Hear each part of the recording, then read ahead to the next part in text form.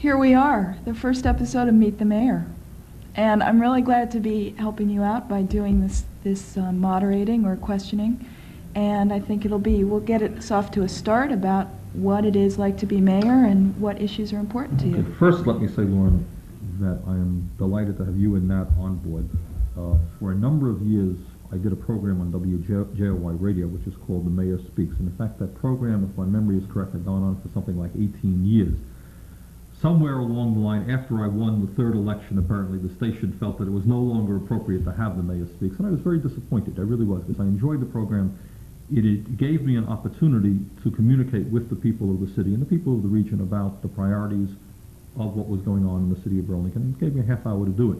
And I was very disappointed when that program was taken off the air. So I'm delighted once again to have a program on the air on a regular basis to basically talk about what the city of Burlington is working on, what our plans are for the future, what's going to be happening next week, what happened last week, and also have some guests on the program. I think as we progress, we'll get out of this office, we'll get out on the streets, we'll have an opportunity just to informally chat with people. I think the hallmark of the program will be informality, and just basically an opportunity to dialogue with the people of the city and the region. And once again, I'm excited about using cable access, because as you know, I see a tremendous future for public access in all aspects of life. Just giving people the opportunity to be on television, people from all walks of life. And you don't have to be the mayor or the governor. There's senior citizens, kids, and I know that we're doing a good job in getting more people to use public access, so I'm delighted to be part of that process as well. So if anyone wants to be on your show and call you up and talk with you on TV, could they do that? They can be on my show, or better yet, start your own show. Start their own show. People should understand, and this is important, that we can start our discussion right on this issue. When we negotiated with Mountain Cable a year ago, one of the issues, as you all remember, because you were involved in that process, is that we wanted to see a very strong public access aspect to cable television in Burlington. And the reason that we wanted that is we think television has extraordinary potential, which is most certainly not being utilized on commercial television. Most of what's on commercial television is junk. The function of commercial television is to sell advertising and so forth and so on. And I think what public access can do is open up television for the entire community.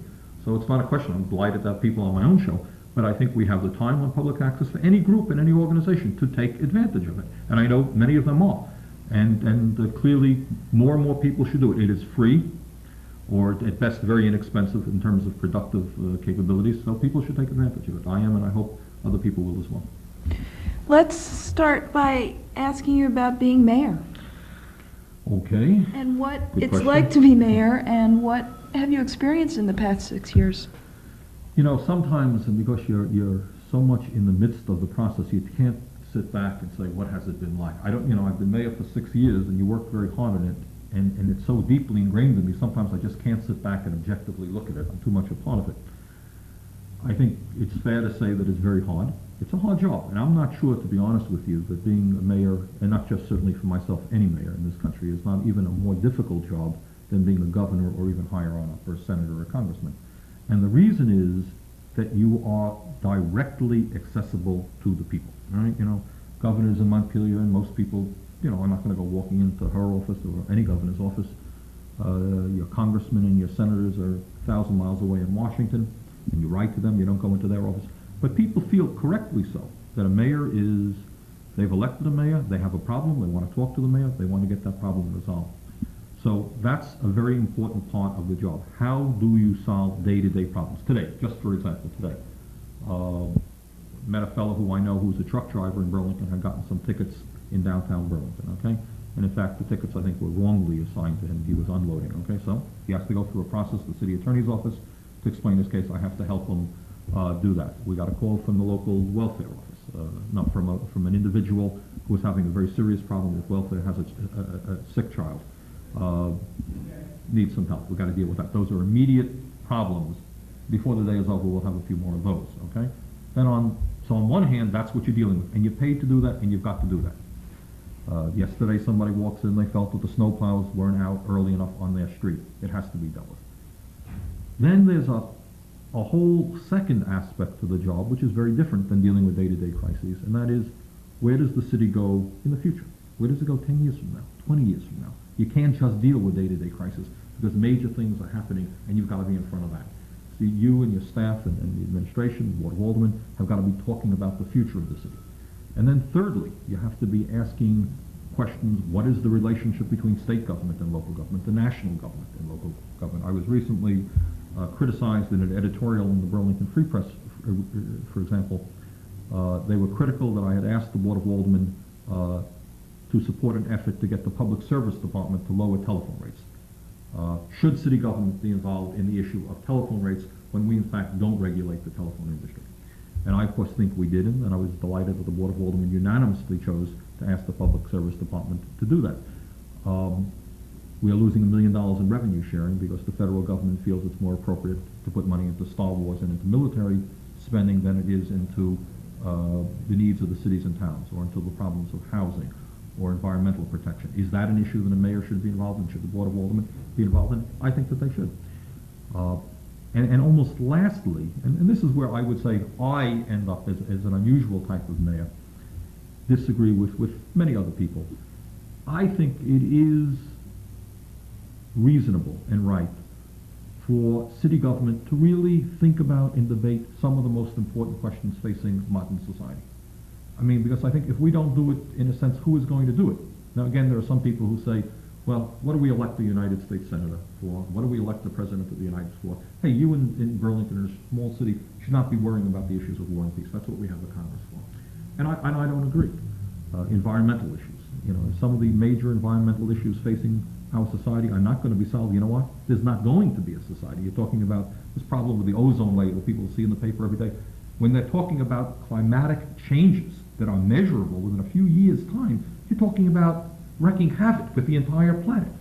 And I think that it is not wrong for people within a community to sit down and dialogue and discuss those issues. Not just the mayor, of course, not just 13 members of the Board of Aldermen, but the community at large. Because ultimately, if I believe in anything, what I believe in is the concept of grassroots democracy.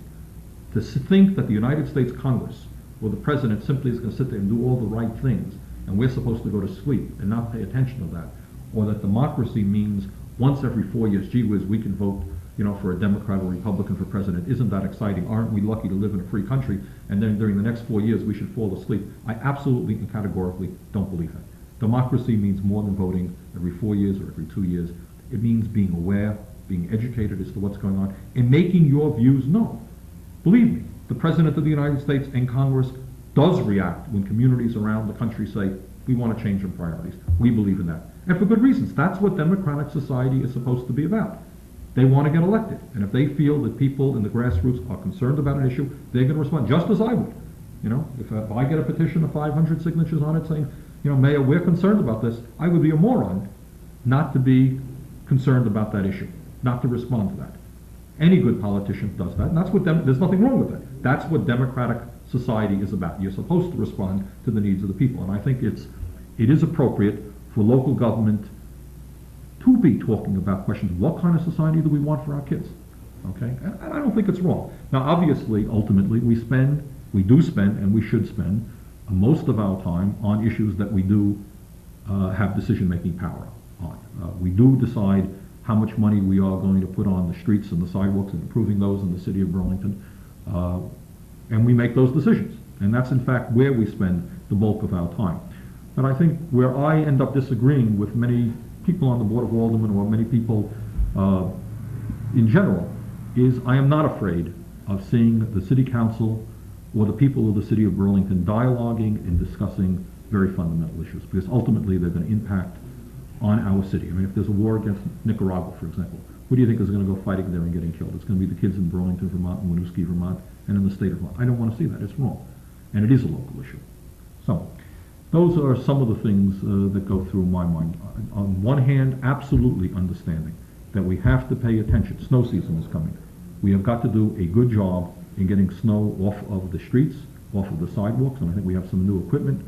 I think our Public Works Department is in better shape than it's ever been, and that's an important issue. It is not acceptable for me to be philosophizing about the end of the world problems and not doing my best to make sure that the people of Burlington have good streets and sidewalks and get the snow removed. So it's in a sense a balance of looking to the future, to making sure that the world survives, that we get a good shake from federal government and state government, but on the other hand, dealing in a very hard day-to-day way with the problems facing the people.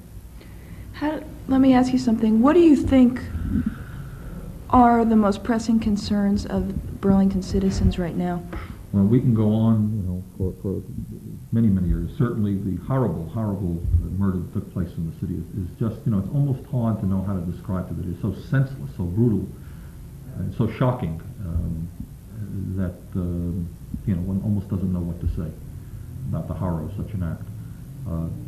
Certainly, right now, I think people are very concerned about that, and for good reason. It was a horrible crime. The police department, I think we have 8 detectives working full-time on that as well, and hopefully we're going to have a resolution to that crime. So that's certainly an issue that at this moment is right on people's minds, and certainly drugs and the impact of drugs on kids is an issue that we're all concerned about. I think some of the other issues that people are concerned about is improving our streets and our sidewalks. When I became mayor, there was in fact no plan to deal with it, and the streets and sidewalks really were in a bad way. And there's no reason. That was just inexcusable, and there's no reason why we can't have a sane policy toward our streets and sidewalks, and we are doing that now. I think we're about halfway through with our program. Almost every major artery in the city now, from Main Street to Pine Street to North Avenue, Colchester Avenue, Pearl Street, and many, many side streets, many segments of sidewalks have already been repaved. And what people must understand, or should understand, is that there is now money built in to a regular repaving program every single year. So the work this year, in fact, we spent about $1 million. And that money came from the excavation fee, and it came from the 16-cent property tax increase passed several years ago. So every single year now, there is a significant sum of money to deal with the problem. And I would say in 3 or 4 years, every street and sidewalk that is in need of repair will have been repaired, will be in excellent shape. And then we will have, for the first time in the history of the city, ample money set aside to maintain the streets. Now, it's like the teeth in your mouth. You got to go to the dentist every couple of years to get it cleaned. And every number of years, generally I think 6 or 7 years, depending upon the use of the street, there should be repaving done. And that's the cost-effective way of approaching it, the sensible way, and we're on top of that. So I think that's an issue that I feel pretty good that we've come a long way on. There's another issue that deals with the environment, and as you'll remember, several years ago, the people of the city of Burlington voted upon a very large $23 million bond issue to improve our sewers and our wastewater plants. There had been a problem in the city in a number of sections of the city, a really disgusting problem, to be honest with you, where literally sewer backup ended up in people's basements. Now, that's not a very pleasant situation. We are in the process now of rebuilding the sewer system of the city of Burlington. Very expensive. It'll take us time to do it. We made this start this past construction season, as those people who are driving their cars downtown will remember, and that will continue for the next number of years. We'll be making significant changes in our wastewater plants, which are now kind of old and obsolete, and we'll be improving them so that the effluent that leaves the city and goes into the lake will be much cleaner than it presently is, and I think that's an important issue. So those are two. We're making improvements now. We've improved the airport. We've expanded the airport. We've put a lot of money in recent years, and we'll continue into our park system. So those are major infrastructural improvements where I think we're in pretty good shape. The parks are probably now in better shape. Tennis courts are repaved. Basketball courts are in pretty good shape. South Park has been rebuilt. In general, our park system is probably today in better shape than it has ever been, at least in many years. Another issue, obviously, of great concern to the people of the city has to do with the waterfront and the development of the waterfront. And that very clearly is worthy of at least one show unto itself, because it is a very complicated issue. I think what I can say on it right now is that while we have not been able to move as quickly as I had hoped, we are in fact making significant progress. In the last year, 2 major occurrences have taken place, which I think are going to make the waterfront, and have made the waterfront, more open and accessible to the people of Burlington and of the entire state. And one is the construction of the bicycle path. I don't know if you've been on it, but it's a beautiful thing, and people, we've gotten a lot of positive feedback from that. And that's exactly what one wants to do. That is a way to bring people down to the waterfront to really enjoy themselves, and that's been a real plus, and I think step number one in terms of opening up the waterfront to the people. Another thing that's happened in the last year is the expansion of Perkins Pier Park. I don't know how many of the viewers have been down there recently, but basically the park space has literally been doubled. We've gotten the automobiles out from close to the lake, we've pushed them back and expanded the parking space that's available. There is free parking there for 1 hour, and after that there's a charge. There's now bathroom facilities open right down there. There's more docking, marina type facilities available. And mostly there's twice as much park space, new benches, picnic tables. Ben & Jerry's installed a little ice cream place down there. And that now has been significantly improved. So that's another area where people are going to be able to enjoy Burlington's waterfront. Clearly there's a whole lot of more work that has to be done in terms of public improvements for a start on publicly owned land. And my hope is that we'll be dealing with a bond issue very shortly to improve publicly owned land in terms of a boat place where people can rent boats, in terms of more park space down in the waterfront. So we're making real progress. That's number one. Number two, which is a very complex and difficult problem, and I'm not going to go into great length right now, has to deal with the public trust doctrine, which essentially means that over 100 years ago, the state legislature gave to the railroad, a private entity, the right to do railroad work on filled land, to allow them to fill the lake. And that land, and the argument is that the state granted them the right to use it for a public purpose, and now that land really belongs to the people of the state of Vermont. And clearly we have been using that argument in our negotiations with the railroad and with the Alden Corporation, both of whom own a large amount of filled land, in trying to get the best that we can for the people and getting development programs which are going to meet the needs of the people. So that's the whole public trust doctrine, though, is kind of a complicated issue. I don't want to get into it at great length. The third issue that we're wrestling with right now deals with zoning.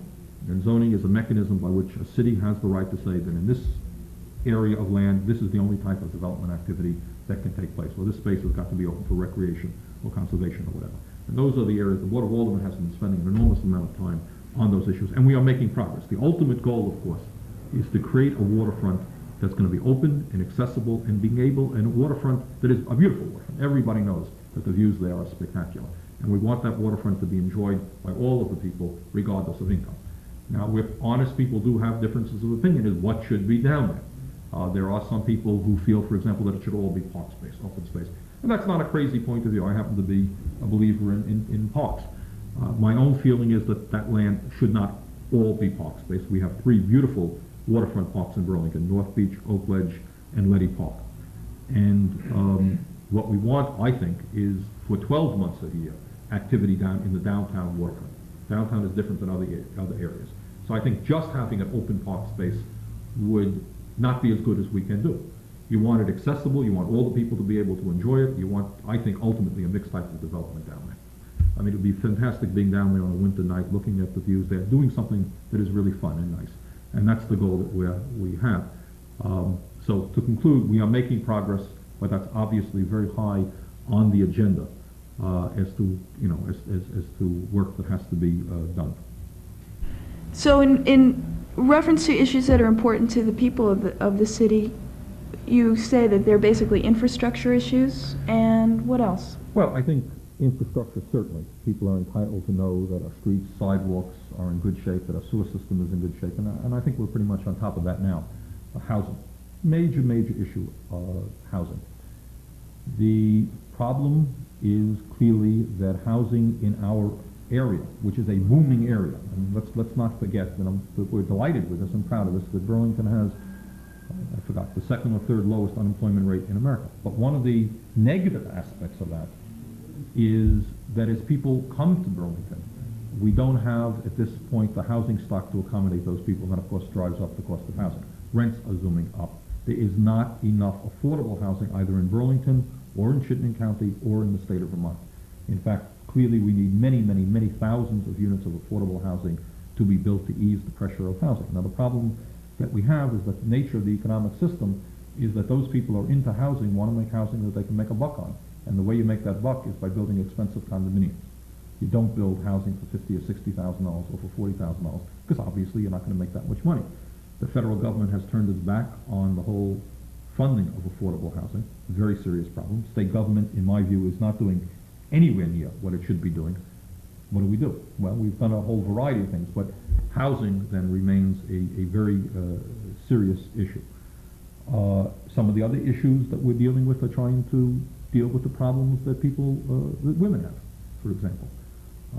And that's an ongoing issue. I think we've made some real progress in terms of stopping discrimination in housing. For example, a year ago, you'll recall that you could pick up the Free Press and there would be ads saying, apartment for rent, 3 rooms, no dogs, no students, no children. And that's gone. We've done that, and that makes life easier, I think, for a lot of people, including single mothers who have kids. Daycare, very important issue. We have built a new daycare center in the Basin Memorial Auditorium. A tremendous political fight to get that built. It's doing very well. We need more daycare facilities in Chittenden County, all over the state of Vermont. Very, very serious problem. Again, here's a situation where I don't think the local community itself can solve it. It's going to need to work with the state.